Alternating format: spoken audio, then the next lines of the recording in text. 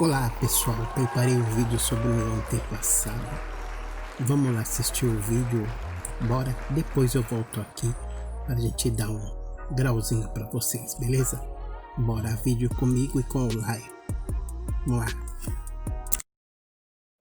A escravidão no Brasil foi implantada no início do século XVI. Em 1535 chegou a Salvador, Bahia, o primeiro navio com negros escravizados. Este ano é o marco do início da escravidão no Brasil, que só terminaria 353 anos depois, em 13 de maio de 1888, com a Lei Áurea. As primeiras pessoas a serem escravizadas na colônia foram os indígenas. Posteriormente, negros africanos seriam capturados em possessões portuguesas como Angola e Moçambique, a regiões como o Reino de Taomé, e trazido às forças ao Brasil para serem escravizados, pessoal.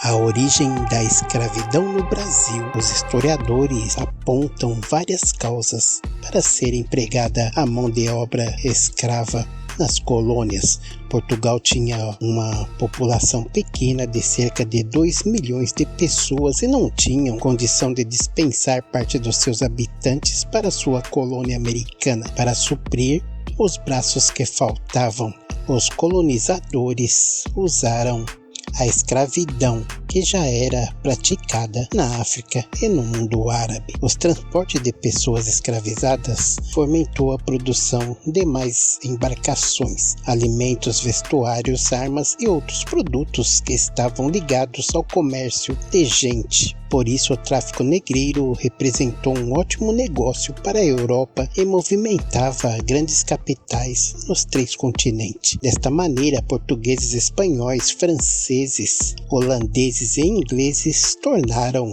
a escravidão um negócio lucrativo, pessoal. Superlotaram os porões de seus navios com negros africanos, navios negreiros, para serem vendidos nos portos brasileiros e em toda a América. Já as pessoas escravizadas não ganhavam nada, ao contrário, só pediam, pois passavam a ser propriedade de outras pessoas. Este contingente produziu toda a riqueza no Brasil, desde o plantio de cana-de-açúcar, colheitas, transformações do caldo de cana, construção de casas, engenhos, igreja, tudo isso era feito por cativos. A escravidão indígena no Brasil colonial, no início do processo de colonização no Brasil, empregou-se a mão de obra indígena. Os índios eram capturados por meio de expedições, como as bandeiras, ou obtido como espólio das guerras intertribais. Os portugueses estabeleciam alianças com as tribos e, em troca, conseguiam mão de obra escrava indígena. Por muito tempo, nas escolas brasileiras se ensinou que o índio não servia como escravo por ser preguiçoso, e por isso os portugueses teriam preferido escravizar os africanos. Na verdade, pessoal, a escravidão de indígenas somente seria abolida no século XVIII e, portanto, o argumento não tem sentido. O que aconteceu era que escravizar africanos era muito mais lucrativo do que escravizar indígenas, e por esta razão os europeus preferiam investir no tráfico negreiro. Outro impedimento para a escravização dos indígenas foi a oposição dos religiosos, sobretudo os jesuítas, que protegiam aldeias inteiras em sua redução. Tipo de escravização no Brasil, no caso dos portugueses, os negros africanos eram trazidos em suas colônias na África para serem utilizados principalmente na agricultura e na mineração. Desempenhavam também vários serviços domésticos e urbanos. Nas cidades havia o chamado escravo de ganho, utilizados em tarefas do ramo comercial ou de serviços. Normalmente eles vendiam produtos manufaturados, quitutes, carregavam água e auxiliavam na administração de pequenos comércios.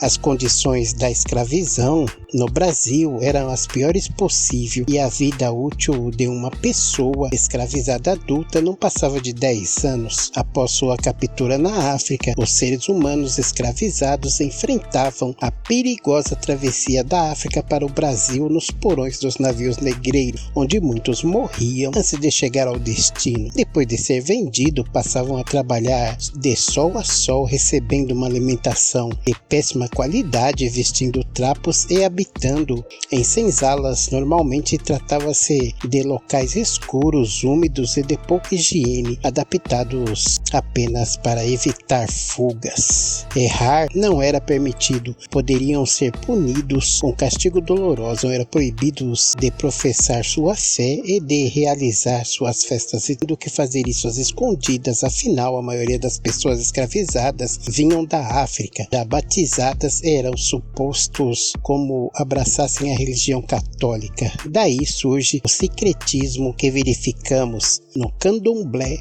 praticado no Brasil.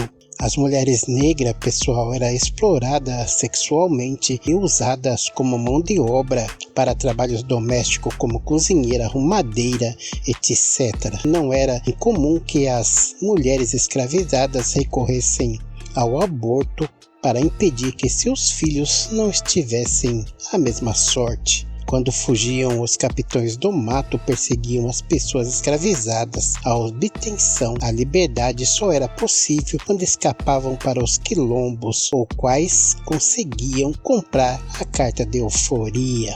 A escravidão e formas de resistência às revoltas nas fazendas não eram raras no período colonial.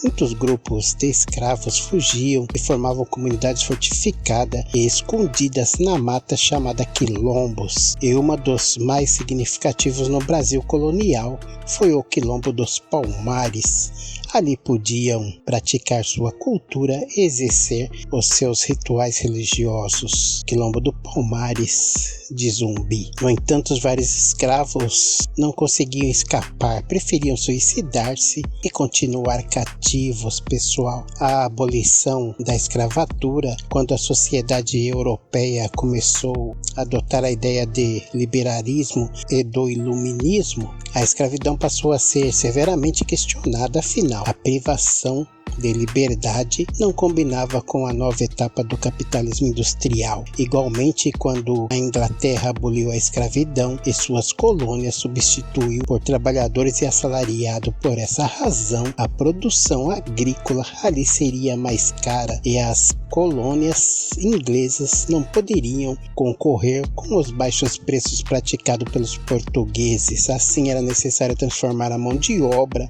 escravizada em trabalhadores assalariados. Isso iria igualar o preço da produção e no futuro os ex-escravos poderiam se tornar consumidores. Por isso, a Inglaterra, que liderava a nova expansão capitalista industrial, aprovou a Lei Bill Aberdeen.